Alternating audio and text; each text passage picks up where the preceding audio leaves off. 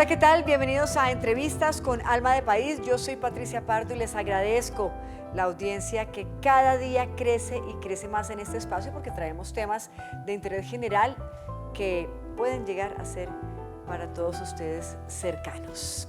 Hoy en Entrevistas, pues además del propósito de visibilizar esas historias que hacen de Colombia una gran nación, los logros que hemos conseguido, los retos que tenemos, la pedagogía que tenemos que hacer en el país, pues aparte de todo esto, hoy queremos hablar con ustedes acerca de la JEP, la Jurisdicción Especial para la Paz.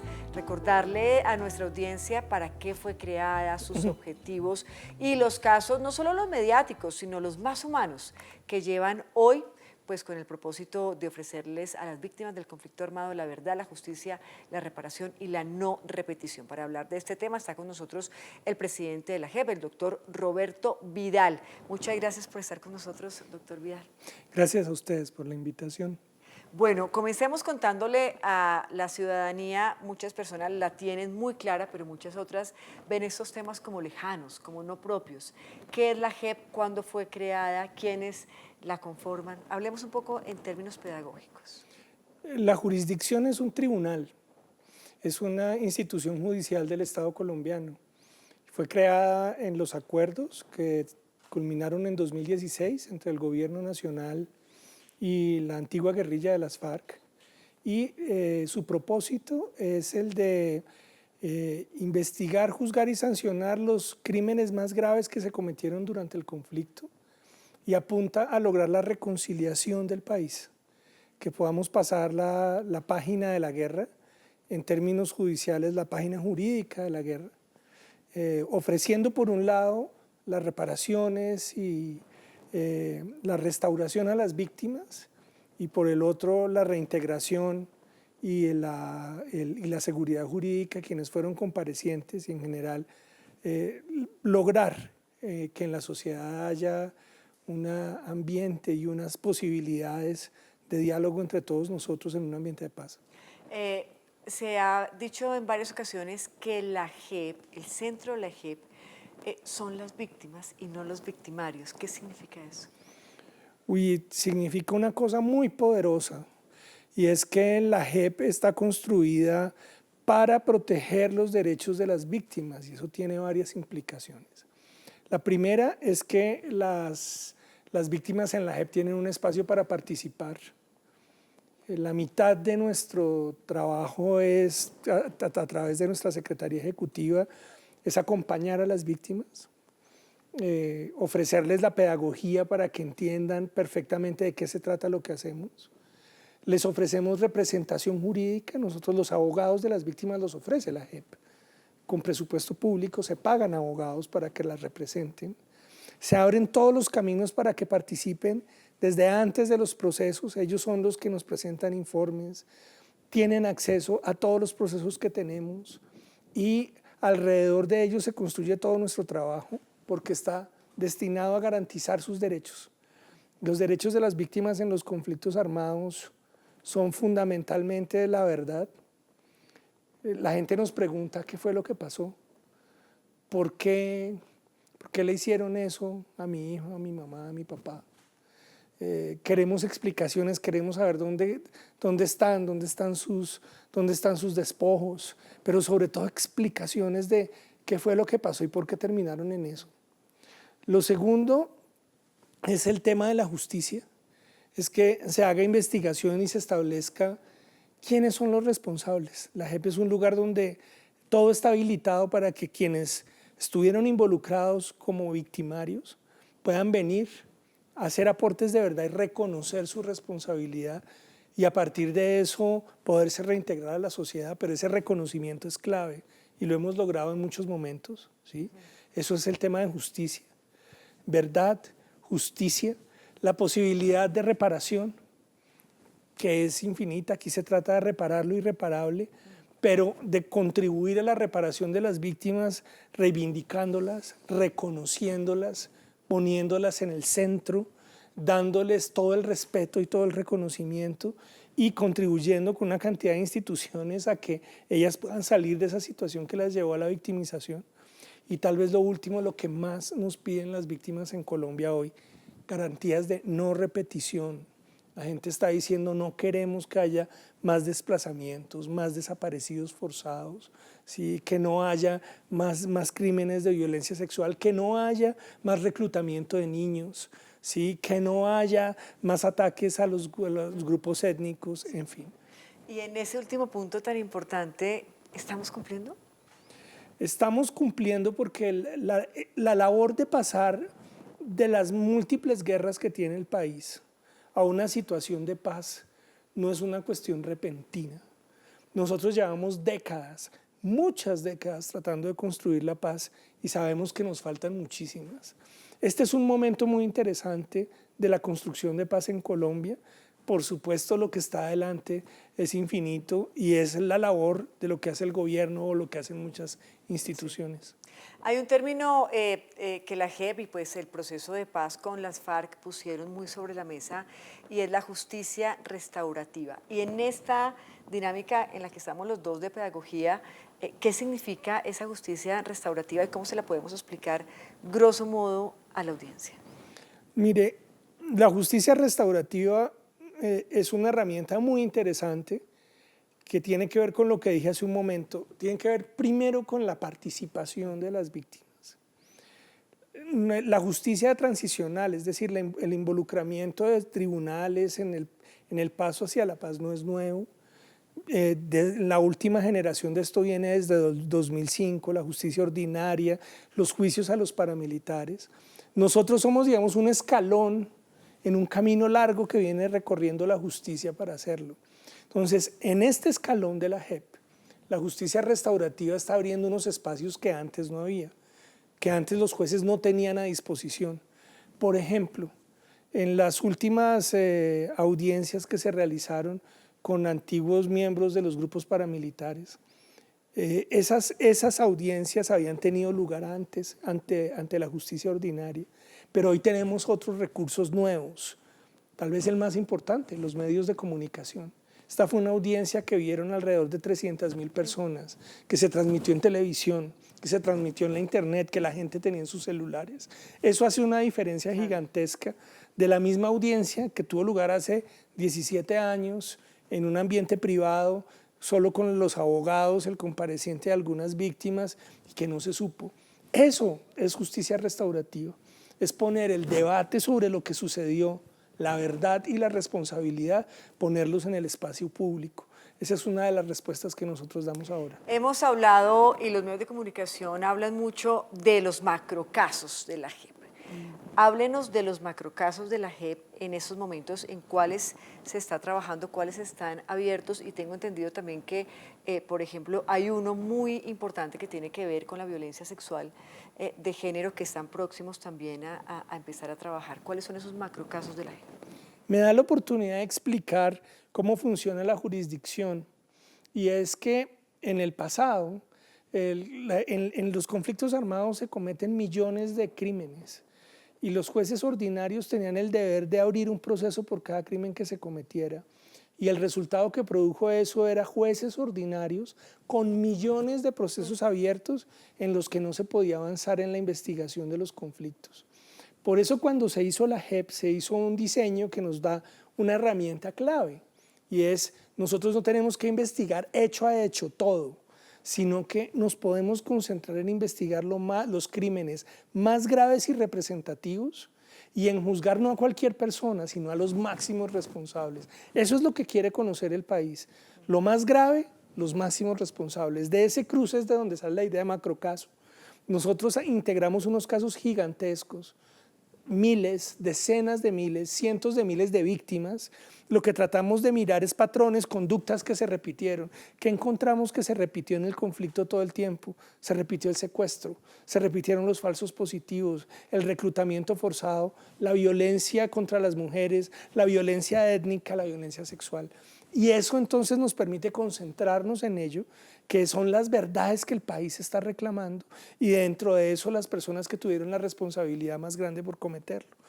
De ahí fue que nosotros el año pasado terminamos de abrir nuestros 11 macrocasos. Son 11. 11. Eso es lo que investiga la JEP. En 10 años de investigación podemos hacer 11 macrocasos, llevamos 5 años de investigación y allí tenemos diferentes enfoques, de los que he mencionado algunos, por víctimas, y usted me preguntaba por uno en particular, sobre los temas de violencia sexual, y lo pondría en un marco mayor, que es que nosotros encontramos en las investigaciones que se han hecho, que el conflicto colombiano tal vez tuvo una de las características que también la Comisión de la Verdad mostró, y es que fue un ataque sistemático a la población civil, que más que un enfrentamiento entre ejércitos, fue un enfrentamiento o más bien un ataque de esos ejércitos contra personas desarmadas de la población civil. Y que dentro de la población civil atacaba a unas personas que fueron atacadas con particular saña. Eso es lo que se llama de una forma desigual, que fueron las que más sufrieron. ¿Quiénes fueron ellos? Las mujeres. Esta ha sido una guerra contra las mujeres, contra las personas de inclinaciones de género diversas, castigadísimos, contra las personas con diversidad étnica. El ataque contra indígenas y afrocolombianos fue absolutamente desproporcionado, y finalmente un ataque contra campesinos y contra las personas más débiles de la sociedad, los niños reclutados masivamente y los ancianos castigados. Pero doctor Vidal, ¿por qué algunas víctimas tuvieron que reclamar, tuvieron que poner una tutela, tuvo que haber una orden incluso de la Procuraduría para abrirse este macrocaso 11, si es tan importante como usted lo está diciendo? La discusión sobre los casos que se abrieron tiene una participación masiva de víctimas. A nosotros nos presentaron casi 1000 informes de las organizaciones solicitando la apertura de macrocasos, y tal vez nos estaban solicitando que abriéramos 1000 macrocasos. De esos nos tocó seleccionar unos. Y por eso detrás de esta decisión de selección hubo muchos debates. Uno, el que está proponiendo que se abriera el de caso de violencia sexual, pero es que estaban pendientes que se abrieran casos de desplazamiento forzado, de desaparición forzada, de masacres. ¿Qué es lo que hemos hecho nosotros? Ordenar esas investigaciones e involucrarlas en los macrocasos que tenemos, y ese del que usted habla, que fue una decisión que se tomó hace un año, estamos elaborando la apertura del macrocaso, atiende a violencia sexual, pero también a la violencia de género, que es tan importante. Él es el doctor Roberto Vidal, presidente de la JEP. Una pausa y ya volvemos.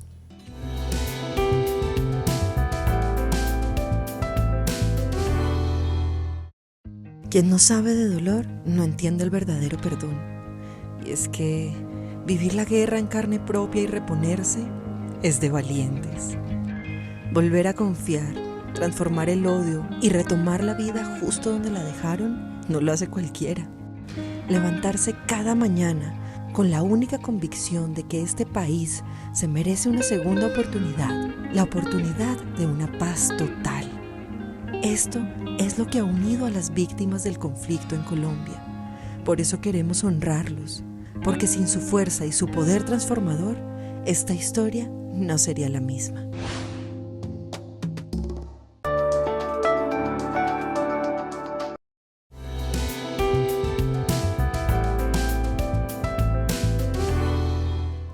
Continuamos en entrevistas con Alma de País, hoy con el doctor Roberto Vidal, presidente de la JEP, y vamos a hablar de un tema muy polémico, pero también muy doloroso, desarrollado en las últimas semanas. Las declaraciones de Salvatore Mancuso. Fueron 4 días de audiencia ante la JEP hablando del uso de hornos para desaparecer víctimas, dando nombres de militares involucrados, alianzas, en fin, incluso dio información pues de cómo en su momento se buscaba asesinar a políticos como el mismo presidente Gustavo Petro. Presidente de la JEP, ¿cuál es la intención de Mancuso en todo esto al entrar a la JEP y quién determinaría realmente si se es o no juzgado ante este tribunal? Explíquele al país. Yo le puedo hablar de la intención de la JEP al recibir la declaración de Mancuso, y es que los grupos paramilitares en su proceso de paz, que fue del 2005, se sometieron a unos procesos judiciales. Por eso es que ellos vienen respondiendo ante la justicia, como es el caso de Mancuso.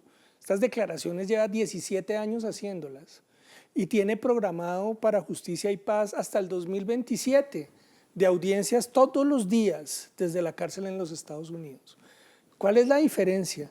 Que ese inmenso trabajo que ha hecho la justicia en el pasado, casi nadie lo conoce. Y creo que es una injusticia con esos magistrados de justicia y paz que han hecho unas investigaciones profundas sobre este tema. Hasta ahora el país lo tiene. Ahora, ¿por qué llega Mancuso a la JEP si ya estaba siendo juzgado? Porque las víctimas, usted lo decía ahorita, nos han pedido esa verdad. Nos dicen, los jefes paramilitares tienen unas verdades que el país todavía necesita conocer. La Jurisdicción Especial para la Paz abrió una ventana para que algunos jefes paramilitares puedan venir a ofrecer su verdad en una condición muy particular. De pronto vale la pena explicarla. Y es que como nosotros sí podemos juzgar a los militares, entonces hubo un momento en que estos jefes paramilitares que estuvieron trabajando de la mano de los militares se integraron con ellos. Y entonces lo estamos juzgando es por esos momentos. Eso se llama cuando se volvió, como hubiera actuado como miembro de la fuerza pública, que eso es muy grave, y es lo que está contando Mancuso, tratando de convencer, eso no ha sido decidido, tratando de convencer a mis colegas magistrados que hubo un momento en que él se integró a la fuerza pública y que puede ser juzgado así. De ahí salen todas estas revelaciones tan crueles que él pone de presente, pero que han sido un gran aporte a la verdad sobre el conflicto. ¿Qué hallazgos han adelantado específicamente en el caso de la fosa que tendría, decía él, 200 cuerpos en el límite con Venezuela, que son relatos realmente dolorosísimos y como bien lo dice usted, antes en Justicia y Paz quedaban allí, ¿no? Y de repente los medios, algunos periodistas tenían acceso, pero no la opinión pública. Hoy en día la gente está hablando de este tipo de declaraciones. ¿Qué ha pasado precisamente con esta fosa? Y si me permite resaltar la importancia que tiene que la gente hable de esto y que se den cuenta de que ocurrió. Porque solo cuando todos tengamos en la cabeza la gravedad de estos asuntos, creo que vamos a entender la necesidad de la paz. Si uno no conoce lo que pasó, dice, aquí da lo mismo negociar o no negociar. Cuando uno le dice, no, hay unas fosas con 200 muertos que eran población civil, que fueron quemados en hornos crematorios, el horror de nuestra guerra, yo creo que hay una conciencia más clara sobre la paz. Pero ¿qué fue lo que dijo Mancuso? Esto que existían en la frontera entre Colombia y Venezuela, estos sitios de exterminio que ellos utilizaron. Y eso generó, aprovecho también para explicar que el Sistema General de la Paz tuvo la Comisión de la Verdad, que terminó su labor el año pasado, sumamente importante, pero tenemos la Unidad de Búsqueda de Personas Dadas por Desaparecidas, porque este es el país de las Américas con mayor cantidad de personas desaparecidas en la historia, y eso es gravísimo. ¿Sí? Ellos manejan una cifra de 100.000 personas desaparecidas. Estamos hablando de un grupo de 200, que es una locura.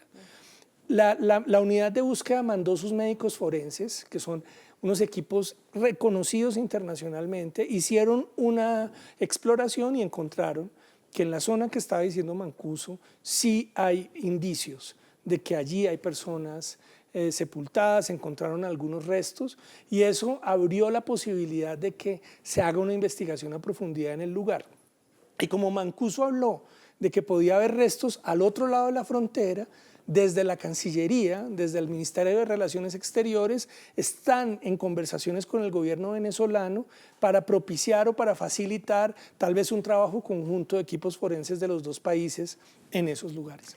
¿Qué pasa en el caso? Usted hablaba hace un momento, claro, esto lo hicieron en muchas ocasiones los paramilitares, digamos que en comunicación con los militares, con las fuerzas militares. ¿Qué pasa si en un caso de estos hay militares o comparecientes que no asumen su responsabilidad? Las personas comparecientes ante la jurisdicción tienen una obligación, que es ofrecernos toda la verdad que tienen, exhaustiva y detallada. Si no ofrecen la verdad, son expulsados. Pero tienen, como todos tenemos... Son expulsados y tienen que ir a la justicia ordinaria. A la justicia ordinaria, si no nos dan la verdad. Pero todas las personas, usted, yo y los comparecientes, tenemos un derecho a la presunción de inocencia, ¿sí? Y esa presunción es respetada en la JEP. Eso les confiere a ellos el derecho de reconocer o no su responsabilidad. Ellos no están obligados, como nadie lo está, a reconocerla. Entonces, si no la reconocen, ellos van a un juicio dentro de la JEP, tenemos una propia fiscalía que los investiga y los acusa ante una sección especializada que hace un juicio como los que conocemos.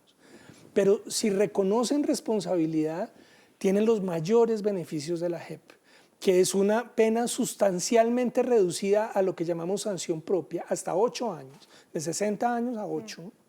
Y en esos 8 años, habiendo aportado verdad y reconocido responsabilidad, estarían realizando proyectos para la reparación de las víctimas. Esos proyectos los estamos armando en diversos lugares del país. Y ese es el lugar donde van a ir los militares que han reconocido de manera valiente su responsabilidad, igual que diría del antiguo secretariado de las FARC. Todos ellos han reconocido su responsabilidad en los crímenes más graves que se contemplan en la humanidad, por eso se llaman crímenes de lesa humanidad, lo más grave que se le puede imputar a una persona en el mundo. Ellos han reconocido eso y van a prestar sus sanciones aportando a la reparación de las víctimas.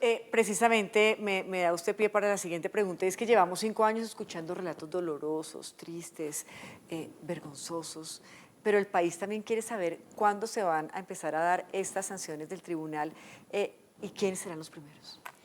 Las sanciones empiezan a funcionar en 2 meses con el primer proyecto de sanción. Lo hemos elaborado junto con las Naciones Unidas y es sobre educación en el riesgo de minas y desminado. ¿En Antioquia? En Antioquia, en Dabeiba, 3 veredas de Dabeiba.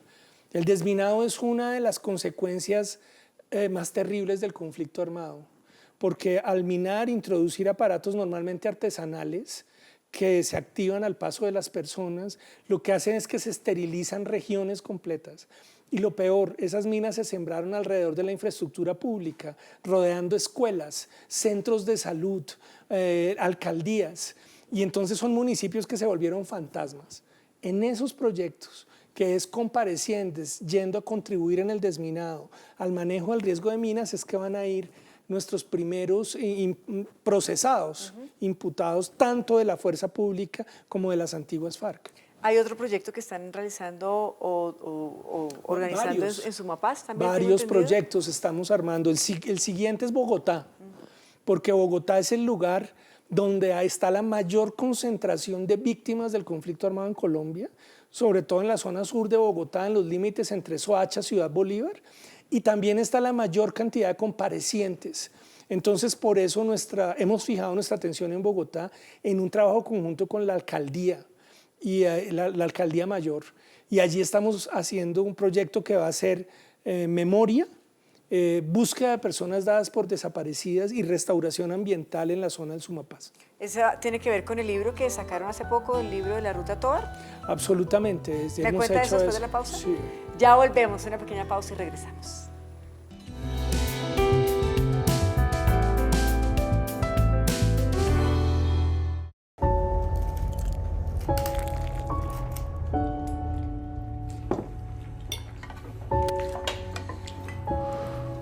Las familias en Colombia deberían multiplicar solo el amor y no los alimentos. Con el programa Tránsito a Renta Ciudadana, el Gobierno del Cambio ha logrado que cerca de 2 millones de hogares reciban hasta 500.000 pesos mensuales por encima de la línea de pobreza con su política de hambre cero, para alimentar la igualdad y que todos puedan salir adelante. Colombia, potencia de la vida. Gobierno del Cambio.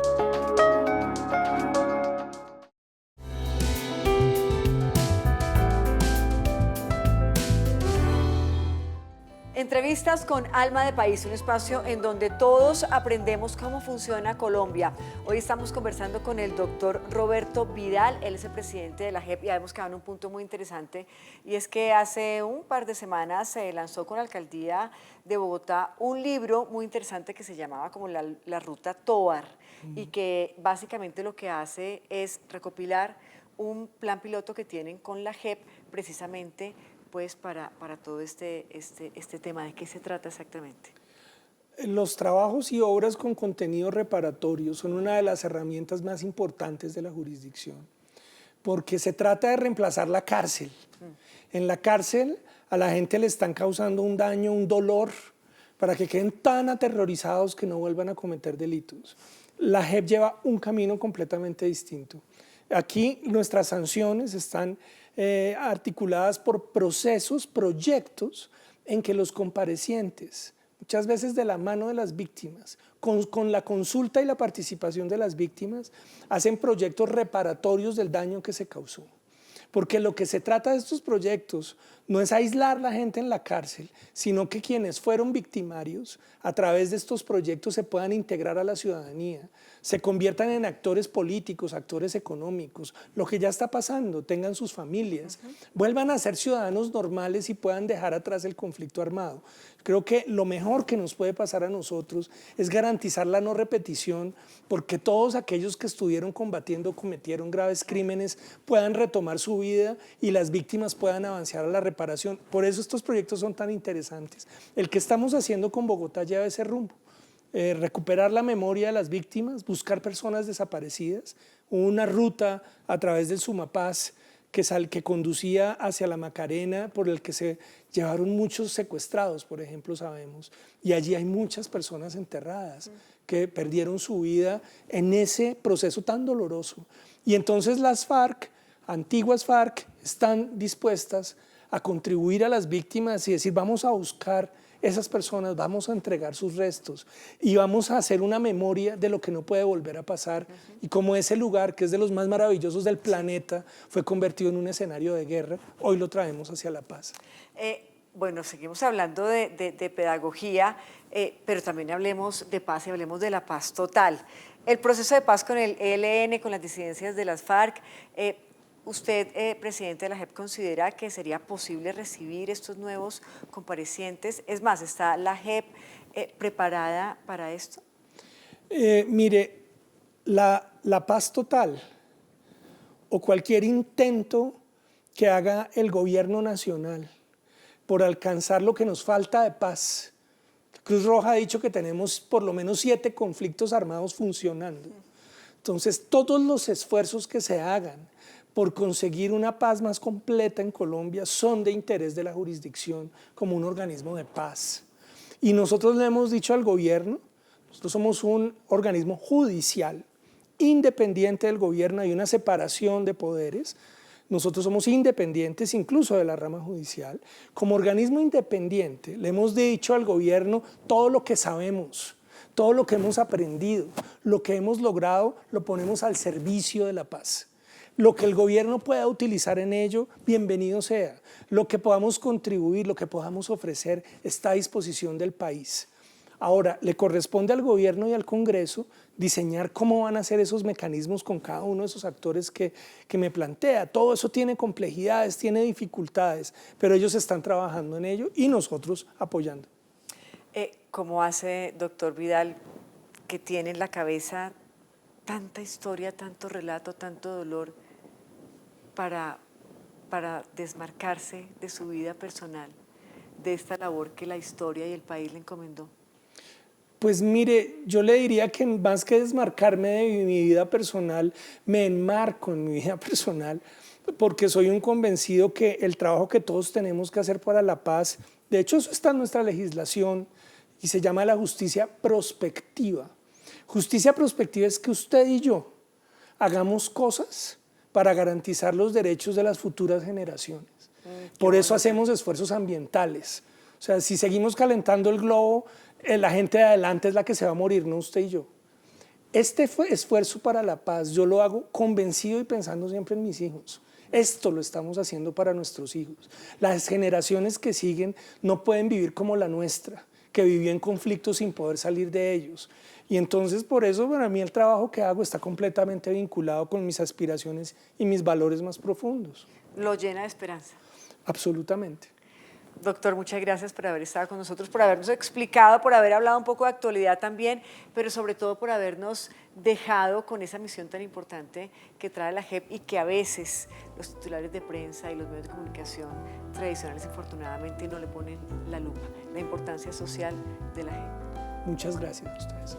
A ustedes también, mil gracias por habernos acompañado. Esperamos que este espacio haya sido pues, de su total agrado. Nos encontramos en una próxima oportunidad. Hasta pronto.